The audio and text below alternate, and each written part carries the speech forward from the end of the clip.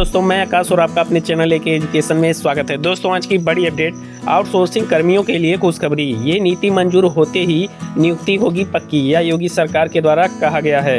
बिना इंटरव्यू होगा चयन, यानी सरकारी विभागों में आउटसोर्सिंग पर तैनात किए जाने वाले कार्मिकों को जल्द ही शोषण और उत्पीड़न से मुक्ति मिलेगी। सरकार ऐसी व्यवस्था करने जा रही है जिससे कि आउटसोर्सिंग किए जाने वाले कार्मिकों के चयन में सेवा प्रदाताओं की स्वेच्छाचारिता पर लगाम कसी जा सके। साथ ही नियमित रूप से उनके पारिश्रमिक का पूरा भुगतान और कर्मचारी भविष्य निधि यानी ईपीएफ और कर्मचारी राज्य बीमा ईएसआई की कटौती सुनिश्चित की जा सके। इसके लिए श्रम एवं सेवायोजन विभाग ने नई आउटसोर्सिंग नीति तैयार कर ली है, जिसे जल्द कैबिनेट से मंजूरी दिलाई जाएगी।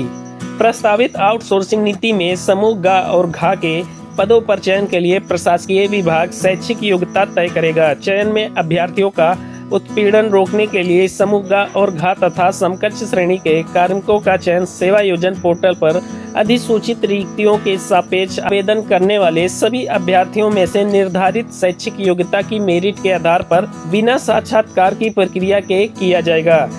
अभ्यर्थियों का चयन रैंडम आधार पर नहीं किया जा सकेगा। अभी तक 3 गुना अभ्यर्थियों का चयन किया जाता था, जिससे सेवा प्रदाता को हर 3 में से एक अभ्यर्थी को अपनी मर्जी से चुनने का अधिकार मिल जाता था।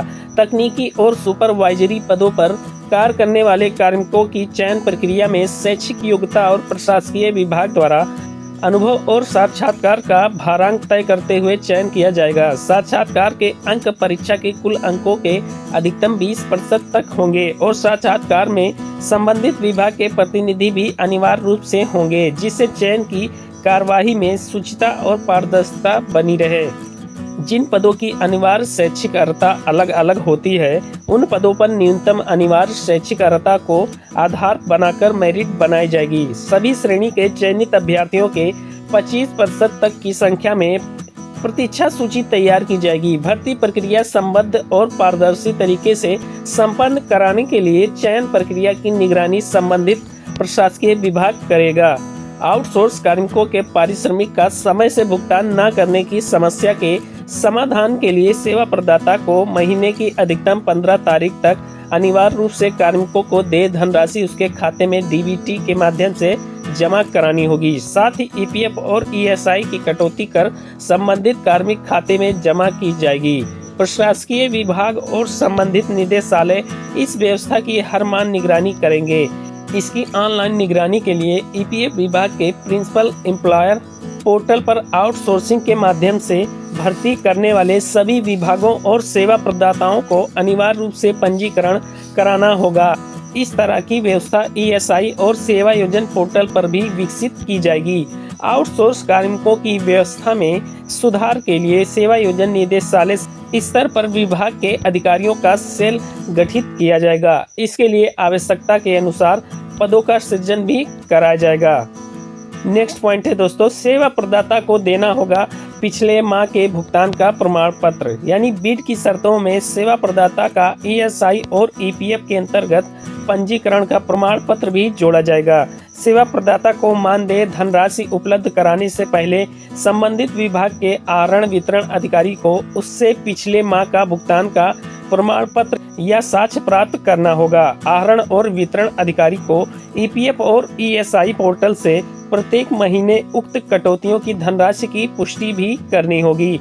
नेक्स्ट पॉइंट दोस्तों, कार्मिकों को हटाने में नहीं चलेगी मनमर्जी, यानी आउटसोर्सिंग कार्मिकों को अकारण हटाकर उनका शोषण करने की समस्या से निपटने के लिए यह तय हुआ है कि विभाग की सिफारिश पर ही किसी कार्मिक को सेवा प्रदाता सेवा से हटा सकेगा, अपनी मर्जी से नहीं। नेक्स्ट पॉइंट दोस्तों, टूटेगा आउटसोर्सिंग एजेंसियों का एकाधिकार।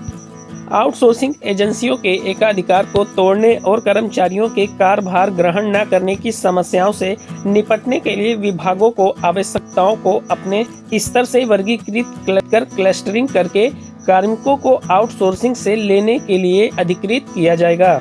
इससे स्थानीय अभ्यर्थियों को आउटसोर्सिंग की नौकरियों के अधिक अवसर मिलेंगे। क्लस्टरिंग के लिए कार्मिक की न्यूनतम संख्या 25 निर्धारित करने पर सहमति बनी है। मिसाल के तौर पर यदि किसी विभाग में 20 आउटसोर्स कार्मिकों की भर्ती होनी है तो यह भर्तियां कम होने की स्थिति में टुकड़ों में नहीं की जाएंगी। यदि 25 या इससे अधिक कार्मिकों की भर्तियां होती है तो उसका क्लस्टर बनाकर नियुक्तियां करने के बारे में विभाग स्तर पर निर्णय लिया जाएगा। क्लस्टर का निर्धारण संबंधित विभाग करेगा। नेक्स्ट पॉइंट दोस्तों, आउटसोर्सिंग के आवेदन के समय पोर्टल पर अपलोड करने होंगे प्रमाण पत्र। यानी चयन प्रक्रिया में प्रतिभाग करने वाले कुछ अभ्यर्थियों की शैक्षिक योग्यता व अनुभव प्रमाण पत्र उनके द्वारा पोर्टल पर उल्लिखित विवरण के अनुसार नहीं होने पर चयन प्रक्रिया में बाधा उत्पन्न होती है।